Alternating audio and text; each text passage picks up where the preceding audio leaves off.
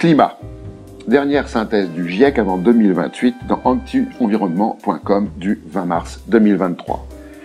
Le GIEC a rendu son ultime rapport le lundi 20 mars 2023. Pas de surprise réelle, les responsables du réchauffement n'ont rien fait, les menaces sont de moins en moins hypothétiques. Près de la moitié de la population mondiale vit dans des zones très vulnérables. Selon le GIEC, au cours de la dernière décennie, ces populations ont enregistré 15 fois plus de décès dus aux inondations, aux sécheresses et aux tempêtes. Ces mêmes populations ont le moins contribué aux dérèglements actuels. Il faut que des mesures réelles soient mises en œuvre dès maintenant sur les 7 prochaines années et le GIEC de spécifier qu'il existe suffisamment de capitaux mondiaux pour ce faire.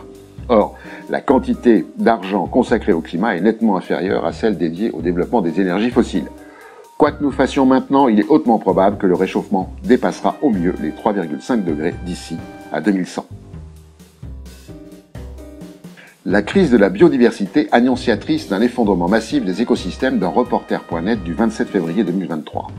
Dans un article de la revue Current Biology du 24 février, une équipe de chercheurs chinoises affirme que la crise de la biodiversité en cours ne pourrait être que les prémices d'un effondrement massif des écosystèmes.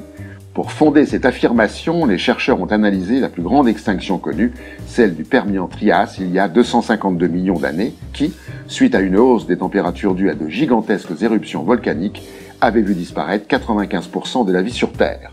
Ces scientifiques ont identifié 2 stades. Le premier, où plus de la moitié de la diversité des espèces étudiées a disparu, sans toutefois remettre en cause l'équilibre des écosystèmes. Le second, après la disparition de certaines de ces espèces, où s'est produit un effondrement accéléré de cette diversité et de l'écosystème. Autrement dit, le stade 1, et nous y sommes, est annonciateur du stade 2. Eau et industrie dans Novetic.fr du 17 mars 2023. Quelques données.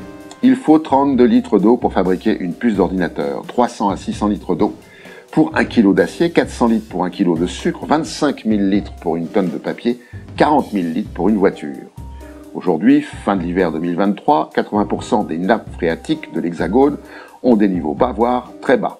Le manque d'eau peut faire craindre des conflits d'usage. Aucun plan à la mesure du problème ne semble être en réflexion, même si l'on dit que le gouvernement va proposer un plan eau dont on ne peut pas attendre grand-chose, sinon les restrictions habituelles laissées à l'appréciation des préfets. Plastique partout dans futurascience.com du 10 mars 2023. Suite aux dernières données publiées le 8 mars 2023 par une équipe Five Giants Institute aux États-Unis, la quantité de plastique dans les océans augmente depuis 2005 de manière rapide et sans précédent. Les chercheurs avancent qu'en 2019, ce sont 171 000 milliards de particules qui flottaient à la surface des océans du monde, soit environ 2,3 millions de tonnes de plastique, alors que 5 ans plus tôt, il n'y en avait que 5 000 milliards. Le taux de plastique se retrouvant dans les mers devait être multiplié par environ 2,6 d'ici 2040 par rapport à ce qu'il était en 2016. Même l'espace dans le Figaro.fr du 20 mars 2023. La pollution spatiale consécutive à la prolifération des satellites en orbite perturbe les observations des télescopes au point que l'astronomie est menacée.